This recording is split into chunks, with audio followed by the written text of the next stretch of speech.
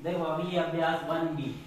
ठीक, number first पहला प्रश्न, अपनी अभ्यास पुस्तिका में एक रेखा खींचिए और अंग्रेजी वर्णमाला के छोटे अक्षर का प्रयोग करके उसका नाम लिखिए। अपन को एक रेखा खींचनी, अभी अपन सीख चुके रेखा कैसे खींचते, एकदम सीधी लाइन और दोनों तरफ रेखा के तीर का निशान आता, रेखा को दोनों तरफ आगे बढ़ाया जा सकता अपन ने जब सीखी थी।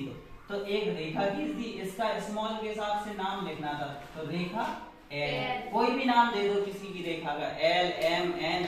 जब ऐसे नाम दिए जाते तो स्मॉल अल्फाबेट का इस्तेमाल किया जाता, और जब बड़े यहाँ पॉइंट पे नाम दोगे, इसका एक और नाम हो सकता है, अगर ए और बी पॉइंट मान ले तो रेखा ए बी। रेखा को हमेशा ऐसे लिखा जाता, ए बी जो नाम तुमने दिया और उसके ऊपर ऐसे निशान आता, दोनों तरफ तीर के निशान आते, यानी इसका मतलब है रेखा को दोनों तरफ बढ़ाया जा सकता। ठीक है, यहाँ भी रेखा आगे बढ़ सकती है और यहाँ भी रेखा आगे बढ़ सकती है।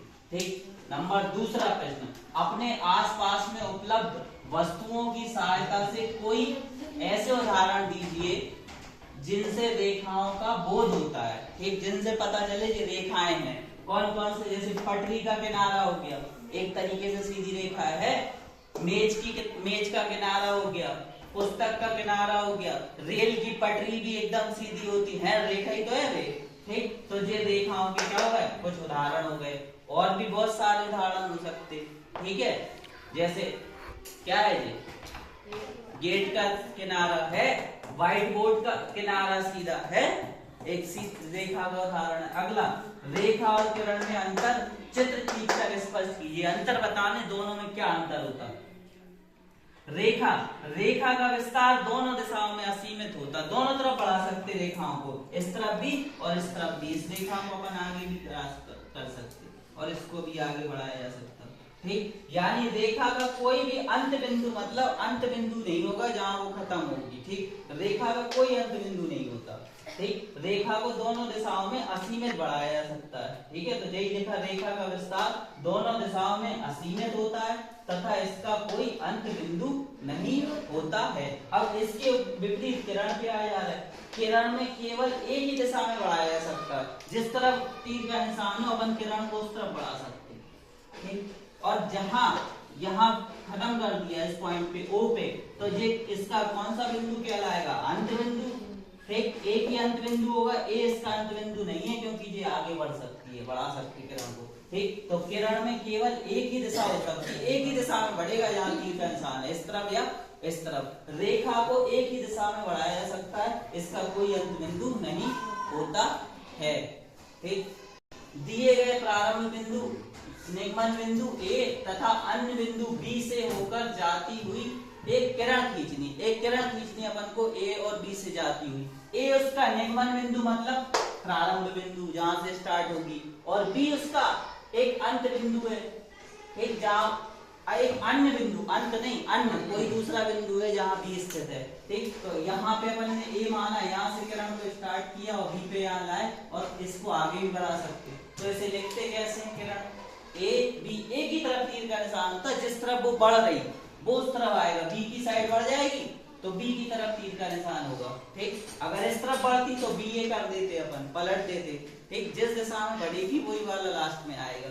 तो क्या होता, निगमन बिंदु ए हो गया और एक अन्य बिंदु बी में हमने किरण खींच के दिखा दी जो उसने कहा। अब अगली अभ्यास दक्षता, इसी की जो पढ़े अभी तक, तल पढ़ चुके अपन, ठीक है, रेखाएं पढ़ चुके। ठीक, अब इन्हीं पे जैसा प्रश्न है, तीन संरेख बिंदुओं से होकर कितनी रेखाएं खींची जा सकती है। तीन संरेख का मतलब होता है सीधी एक ही लाइन में तीन बिंदु हो, उनसे कितनी रेखाएं खींची जा सकती है। देख लो ये एक तीन बिंदु अपन ने मान लिए पी क्यू आर, अब इनसे कितनी रेखाएं खींच सकते सर, एक खींच सकते, और तो नहीं खींच सकते। तीनों बिंदुओं से होकर केवल और केवल कितनी रेखाएं खींची जा सकती है, ठीक, इसमें लिखा दिया। अब कागज के तल पर निम्नांकित बिंदुओं को अंकित कर स्पष्ट कीजिए, चित्र भी बनाने बताना भी है कि क्या होगा।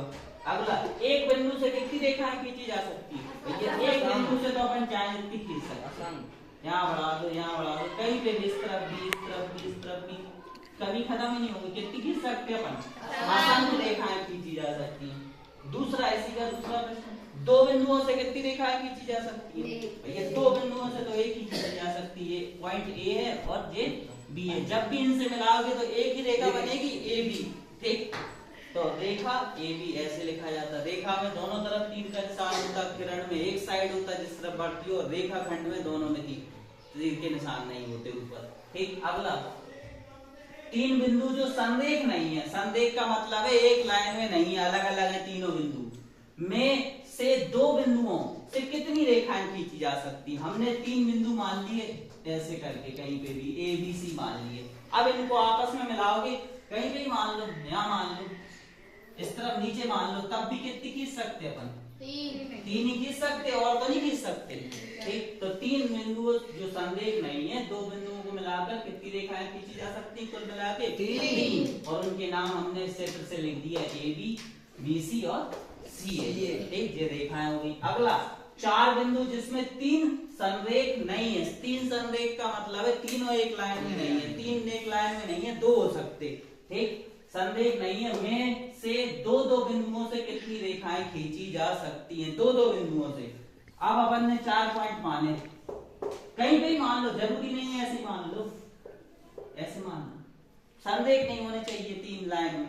ठीक, तो इनसे मिलाकर कितनी रेखाएं खींची जा सकती है? हमने चित्र में A B C D 3 point माने, जो इसमें 4 माने, सॉरी 4 पॉइंट है, ए बी सी और डी, 4 बिंदु है जो संरेख नहीं है तीन कोई भी। अब इनसे कितनी खींच सकते? मिला के देख लो, 1 2 3 4 5 6 खींच सकते। ठीक, तो मिला के दिखा दिया, A B, B C, C D और डी ए। और अभी बीच में भी खाली बचेगा, बचेगा कि नहीं बचेगा? ये बीच में खाली होगी, 4 तो खींच गई सीधी सीधी। अब ए को सी से मिला सकते, एक रेखा जो हो गई, इसको इससे मिला सकते, एक रेखा जो हो गई। तो कुल मिला के कितनी रेखाएं खींची जा सकती? 6। अगला 5 बिंदु जिनमें से तीन संरेख नहीं है, 5 बिंदु है, तीन एक उस लाइन में नहीं है, उनसे कितनी रेखाएं खींची जा सकती? दो बिंदुओं को मिलाकर। तो 5 बिंदु कहीं पे ही मान लो, चाहे यहां मान लो, नीचे भी मान लो, तब भी कितनी रेखाएं खींची जा सकती? एक, पहले तो सीधी सीधी खींच लो, 1 2 3 4 और 5 रेखाएं हो गई। इसके बाद इसको इससे मिला दो, एक रेखा जी हो गई 6, इसको इससे मिला दो, एक रेखा जी हो गई 7, एक रेखा इससे सीधा मिला दो 8। अभी ये पॉइंट इससे मिल सकता 9 और ये वाला पॉइंट 10।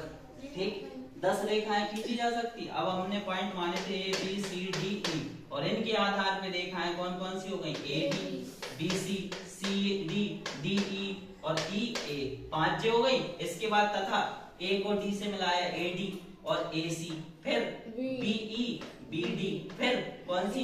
ई सी हो गई। कितनी रेखाएं खींची जा सकती? 10। यानी 5 बिंदुओं में से जो तीन संरेख नहीं है उनसे मिलाकर कितनी रेखाएं खींची जा सकती? 10 रेखाएं। अब अगला प्रश्न, स्तंभ ए और स्तंभ बी को सही जोड़े मिलान करने अपन को। ठीक, तो किरण, रेखाखंड, रेखा, रेखाखंड और बंद आकृति, और यहाँ लिखा है चिन्ह देते हुए लिखे हैं सब। ए बी, ऊपर दोनों तीर का निशान है, ए बी कहीं तीर का निशान नहीं ऊपर, इसमें एक साइड है और ये ऐसी लिखा हुआ है। ठीक, तो किरण, किरण हमें मालूम है एक ही तरफ तीर का निशान होता, तो कौन से? इससे मिल जाएगी, ए बी से। ठीक, रेखाखंड में कहीं निशान नहीं होता ऊपर, सिर्फ लाइन खींची रहती सीधी, तो ये हो गई रेखाखंड, ए बी से मिल गया। और रेखा क्या होती? दोनों तरफ तीर का निशान होता, दोनों तरफ। और बंद आकृति भैया देखो, ए पॉइंट से चले बी तक आ गए और इसी पे वापस कर रहा, वो खत्म कर रहा ए बी ए, तो आकृति बंद हो गई कि नहीं हो गई? तो इसको इससे मिला देंगे। और आकृतियों में कभी भी लाइन नहीं खींची रहती इनके ऊपर, ऐसे ही लिखे रहते। ए सी ए भी कर सकता था, ऐसे ना लाइन, कोई लाइन नहीं खींची रहती, ऐसे बिंदु लिखे रहते। ठीक, बात समझ में आ गई?